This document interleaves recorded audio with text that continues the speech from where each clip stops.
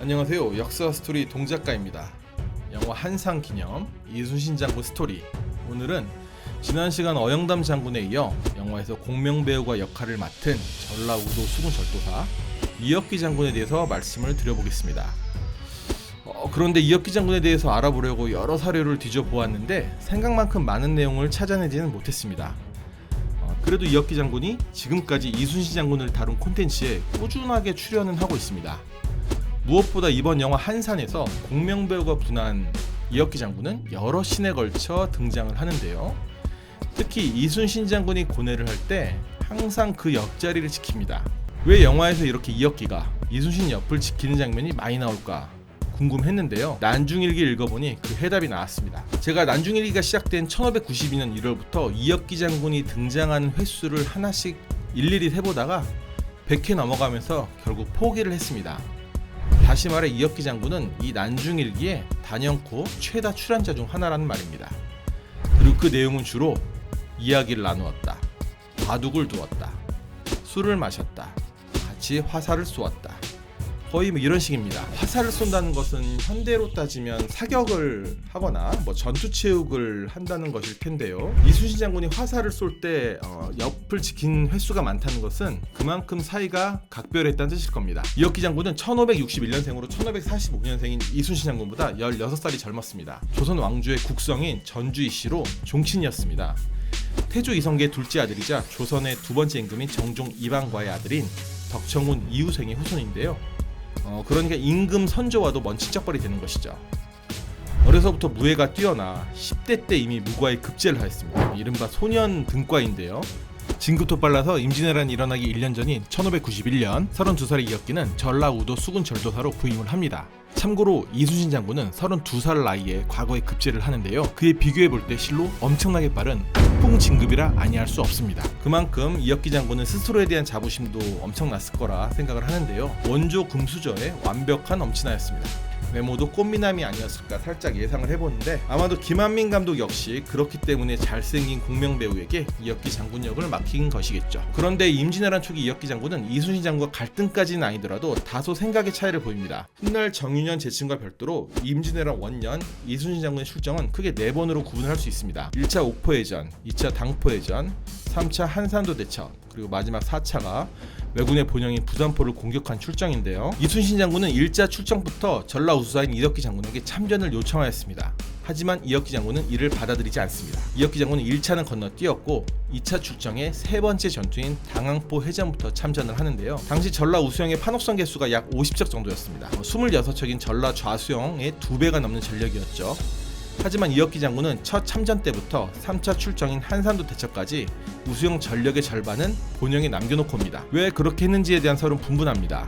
아마도 전라 우수영이 남해 방어의 마지막 관문인 만큼 최악의 경우를 대비하여 본영을 지킬 병력을 남겨놓지 않을 수밖에 없었던 것 같은데요. 이 이혁기 장군의 참전에 대해 난중일기에는 이순신 장군의 절절한 감정이 고스란히 쓰여 있습니다. 임진년 5월 3일째 일기입니다. 본도 우수사, 이혁기 장군을 말하는 것이죠. 본도 우수사가 수군을 끌고 오기로 함께 약속을 정하였는데 판옥선이 오는 것을 보고 우수사가 오는 줄 알고 좋아하였다. 알고 보니 방답진에 배웠다.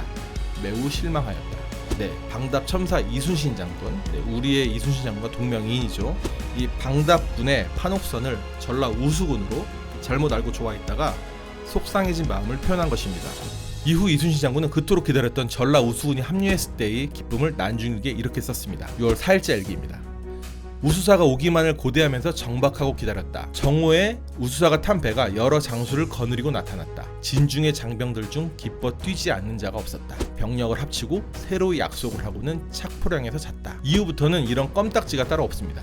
서두에 말씀드렸듯이 이순신 장군은 이혁기 장군과 계속 이야기하고 술 마시고 바둑 두고 같이 활을 쏩니다. 아무래도 경상 우수사였던 원균과의 갈등 때문에 자신을 믿고 따라준 이혁기 장군에 대한 애틋함이 더 크지 않았나 싶습니다.